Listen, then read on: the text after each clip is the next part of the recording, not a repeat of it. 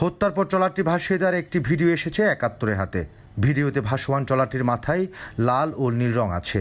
৪টি ট্রলার দাঁড়িয়ে থাকলেও ভাসমান ট্রলারটি উদ্ধার করতে কাউকে এগিয়ে আসতে দেখা যায়নি। পরে ভেসে আসা লাশ ভর্তি ট্রলারের সাথে ডুবন্ত ভিডিও ট্রলারটির মিল পাওয়া গেছে। কক্সবাজারের উপকূলে ট্রলারে ভেসে আসা ১০ মৃতদেহের রহস্য উন্মোচিত হয়েছে। ট্রলারে ডাকাতি করতেই সুমন নামের এক ডাকাত তাদের সাগরে পাঠিয়েছিলেন। সেখানে ডাকাতির সময় আরও ৪টি ট্রলার তাদের ঘিরে ফেলে। পরে ৪ ট্রলারের অন্তত ৫০ জন মাঝি বরফ ভাঙার মুগুর, বাঁশ ও লাঠি দিয়ে পিটিয়ে তাদের হত্যা করে ট্রলারটি সাগরে ভাসিয়ে দেয়। সাগরে ভাসা সেই ট্রলারের ভিডিও ফুটেজ এসেছে ৭১-এর হাতে। কক্সবাজার থেকে জানাচ্ছেন কামরুল ইসলাম মিন্টু। সাগরে মাছ শিকারে যাওয়ার কথা বলে এপ্রিলের শুরুতেই অনেকটা গোপনে মহেশখালী, কুতুবদিয়া ও চকরিয়ার বেকার যুবকদের জড়ো করে একটি চক্র। পরে ১৪ জন যুবককে নিয়ে মহেশখালীর হোয়ানক কালাগাজীর ঘাটপাড়া থেকে সাগরে রওনা দেয় শামসু মাঝির ট্রলারটি। কিন্তু কয়েকদিন পার হয়ে গেলেও সাগরে যাওয়া এই জেলেদের কোনো খোঁজ পাচ্ছিল না তাদের পরিবার। ব্যাপারটি সন্দেহজনক হওয়ায় পুলিশের সহযোগিতা পেতে থানায় যায় নিখোঁজ স্বজনদের পরিবার। কিন্তু পুলিশ তাদের কোনো কথা শোনেনি, এমনকি সাধারণ ডায়েরি পর্যন্ত করতে রাজি হয়নি। স্বজনদের আরও অভিযোগ, শুধু পুলিশ নয়, তখন কোনো জনপ্রতিনিধির সহায়তাও তারা পাননি।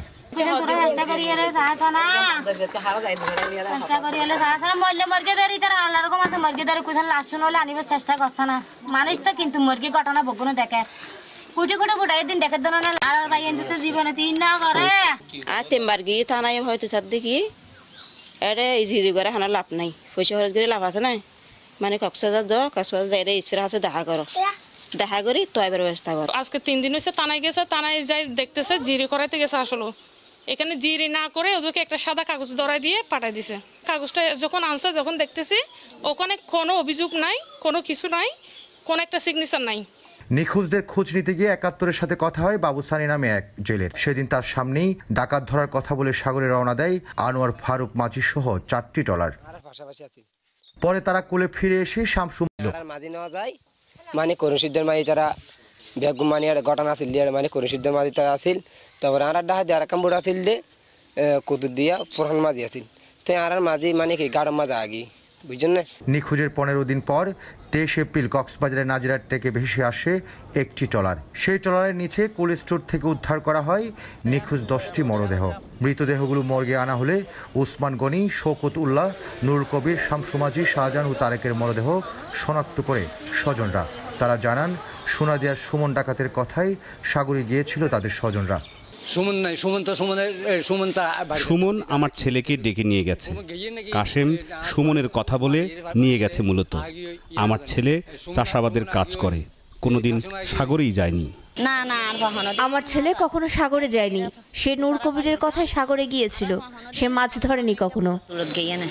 ঘটনার পর একটি ফোন কলের রেকর্ড হাতে আসে ৭১-এর। ফোনে কথা বলছিলেন সোনাদিয়ার আত্মস্বীকৃত ডাকাত সুমন মনির। সেখানেও স্পষ্ট হয় শামসু মাঝির ট্রলারে মহেশখালী থেকে ১৪ জেলের সাগরে যাওয়ার রহস্য। ফোনে সুমনকে বলতে শোনা যায়, তাদের সাগরে মরতে পাঠায়নি, টাকা কামাতে তারা স্বেচ্ছায় সাগরে গিয়েছিল।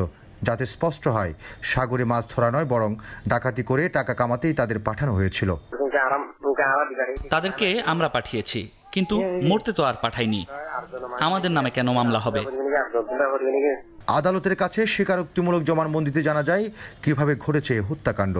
পুলিশের হাতে আটক বাইট্টা কামাল সহ 2 জন জানান, সাগরের মাঝখানে বাইট্টা কামালের মালিকানাধীন আনোয়ার মাঝির ট্রলারে হামলা করে শামসু মাঝির ট্রলার, যাতে ছিল সেই 14 জন জেলে। তখন তাদের ঘিরে ফেলে বাবুল মাঝি, আমানুল্লাহ ও আফসার মাঝি সহ 4টি ফিশিং ট্রলার। ট্রলারের নিয়ন্ত্রণ নিয়ে ডাকাতদের গণপিটুনি দিয়ে সেখানে হত্যা করা হয়। ট্রলারটি ভাসিয়ে দেয় সাগরে। হত্যার পর ট্রলারটি ভাসিয়ে দেওয়ার একটি ভিডিও এসেছে ৭১-এর হাতে। ভিডিওতে ভাসমান ট্রলারটির মাথায় লাল ও নীল রং আছে। 4টি ট্রলার দাঁড়িয়ে থাকলেও ভাসমান ট্রলারটি উদ্ধার করতে কাউকে এগিয়ে আসতে দেখা যায়নি। পরে ভেসে আসা লাশ ভর্তি ট্রলারের সাথে ডুবন্ত ভিডিও ট্রলারটির মিল পাওয়া গেছে। ধারণা করা হয় অন্য কোনো ট্রলারের জেলেরা এই দৃশ্য ধারণ করেছিল। এই ঘটনায় এখন পর্যন্ত 5 জনকে গ্রেফতার করা হয়েছে। স্বীকারোক্তিমূলক জবানবন্দি দিয়েছেন 2 জন। হত্যাকাণ্ডের রহস্য উন্মোচনের কথা বলছে পুলিশ। অ্যাকচুয়ালি যেহেতু এখন একটা মামলা হয়েছে এই ঘটনায়, মামলায় তো বিস্তারিত তদন্তই হবে।